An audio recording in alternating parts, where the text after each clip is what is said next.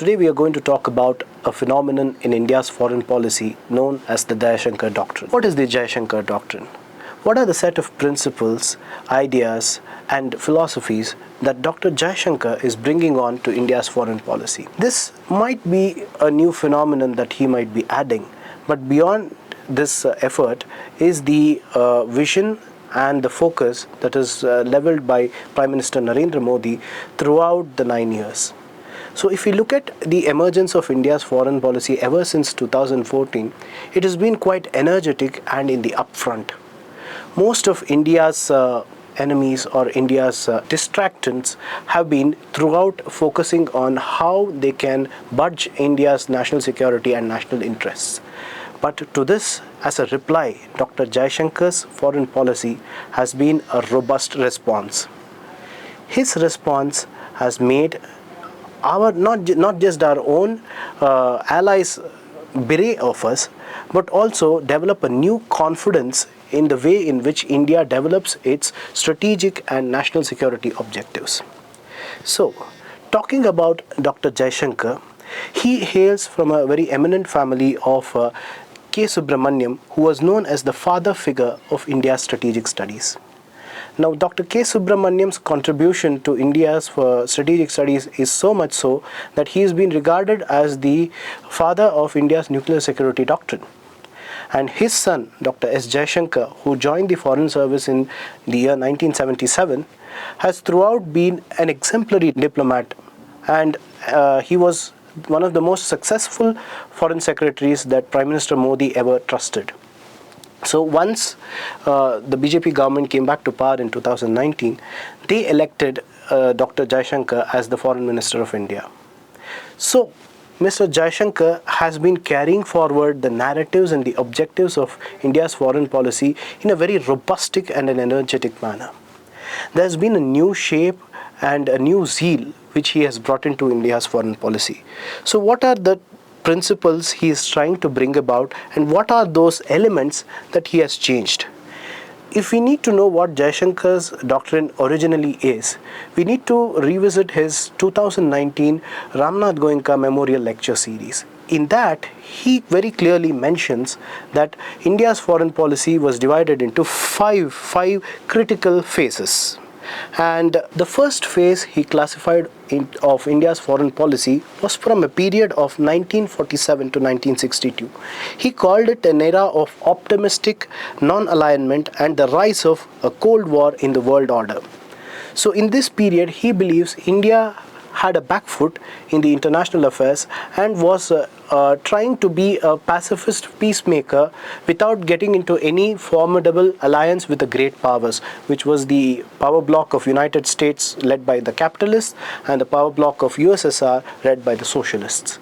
So India did not join any of these alliances till the year 1962, and he believes this was a era of optimistic non-alignment where India only spoke about peace, but nothing formidable came out of this pacifist foreign policy of India, and this was in a sense detrimental towards India's national security, because towards the end of 1962 we did realize that India surrendered to China in the war and lost a significant amount of territory in that war. So after that, he divides the foreign policy into a shift towards realism with a focus on national security. Now this happened in the year 1962 when Nehru realized that there was a very serious lacuna that the foreign policy objectives that India had, which was trusting the Chinese and not completely going towards the West. So from 62 there was a strategic shift in which India partially shifted towards the West, but this did not live long, because in the year 1971 he again says India became a robust ally of the USSR, which is today's modern Russia. In the year 1971 India signed a treaty with Russia of mutual friendship and long strategic alliance, which brought about a strategic partnership between the Soviet Union and India, and this was done by Indira Gandhi. So from then on, India was more or less into the Soviet bloc because of the defense alliance India throughout had with Russia from 1971 to 1992.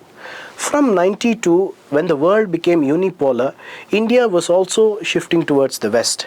But Dr. Jaishankar believes this period was a period of instability in India's foreign policy. There was no particular direction in which we were headed, but therefore there was certain challenges. So he calls the period from 1991 to 1999 as the period of challenge to retain India's strategic autonomy in a unipolar world. So from the period of 2000 to 2013, he again indicates that India required the attitude of a turbulent balancing power.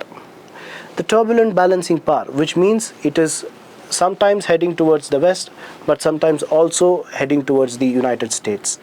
There was no affirmity, but India did play a game of balancing power in which it failed. But the robustness and the actuality of India's foreign policy came to realize itself from 2014 onwards. Because of a strong leadership emphasized by Prime Minister Narendra Modi, and also with the support that he got 2019 onwards in his role as a foreign minister. He believes 2014 onwards was a phase of energetic engagement in which India was at an early stage of transition. And this stage of major transition was systematically going to increase India's national security consciousness. So, my dear friends, from this we realize that India is now heading towards a greater realism in the contemporary foreign policy of India. This, I believe, is one of the first things we must realize from Dr. Jaishankar's doctrine.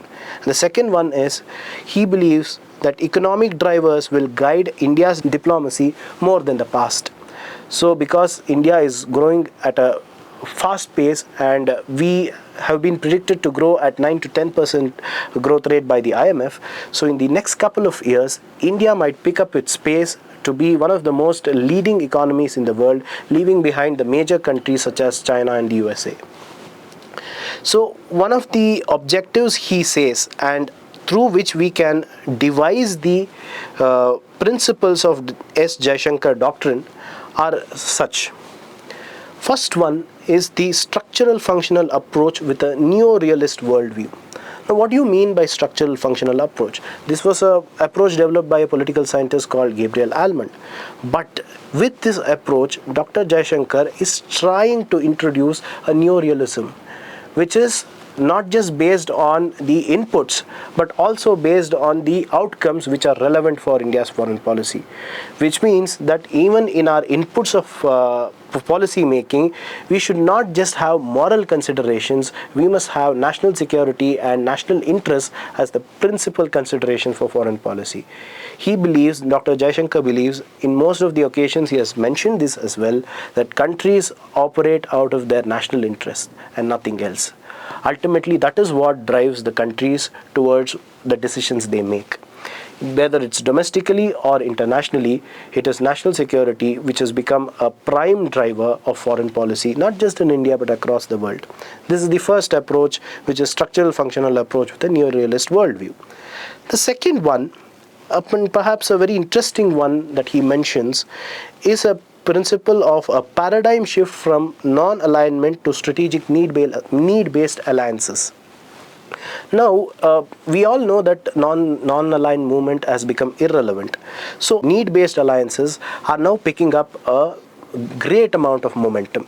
So, the need-based alliances are such that once any country finalizes a policy deal with a rival country, although it is not in good terms with the rival partner, when the national security issues are concerned, every country will be bound to take compulsive decisions which might go principally against its moral principles that it had believed before.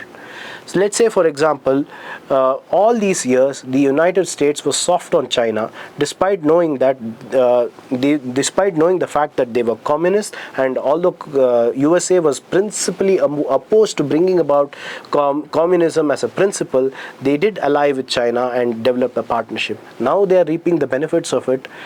In fact, the misadventures of it have been exposed throughout, as China has picked up momentum and have become the principal arch rival of United States economically.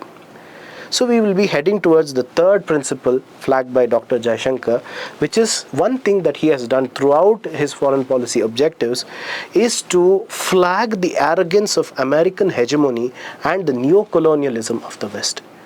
This is one thing he has been flagging throughout in most of his lectures, debates and speeches. So he clearly believes that American hegemony shouldn't exist and the world must be clearly divided into a multipolar order. Whether the Americans will agree to this or not is another thing, it's another matter of discussion. But Jaishankar believes that with American hegemony, there can't be a world order that is fairer and can deliver upon the goals of international peace and security with a rules-based order. The fourth underlying principle of Dr. Jaishankar Doctrine happens to be a response through decoloniality and the shift from post-colonialism. India was emphasizing throughout on post-colonialism for all these years. But decoloniality is this new principle which has come about in a couple of years and has become very popular, especially amongst the third world countries.